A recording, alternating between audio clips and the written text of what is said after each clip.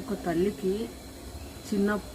ఒక ఆడపిల్లకు చిన్నప్పుడే భర్త చనిపోతే 3 పిల్లలను చూసుకొని బతకాలి, వాళ్ళని సాధాలి. తర్వాత నా కొడుకు చేస్తాడు కదా అంటే కొడుకు చేయికొచ్చిన కొడుకు వాని బాధ్యత కూడా కన్న తల్లి మీద ఇడిచిపెట్టిపోతే ఆ తల్లి వేదన ఎట్లుంటుంది చెప్పండి. మా అమ్మ నీడ కూడా ఎవరికి పడొద్దండి. చాలా ఘోష. ఎట్లా అంటే చిన్నప్పటి నుంచి అంతే ఆమె చేసుకొని ఏం సుఖపడ్డది. మా నాన్న చనిపోగానే మా తమ్ముడు పెద్దగా అయినాక నన్ను సుఖం వస్తుందేమంటే అట్లా కూడా రాక డ్రింక్ చేస్తుండే, ఊకి అప్పుడు సతాయిస్తుండే. తాగి ఫిట్స్ వస్తుంది, వద్దు తమ్మి అంటే కూడా ఈయనక తాగి ఈత కొట్టడానికి పోయి చనిపోయాడు. ఇప్పుడు 2 పిల్లల బాధ్యత అని పెళ్ళాం బాధ్యత.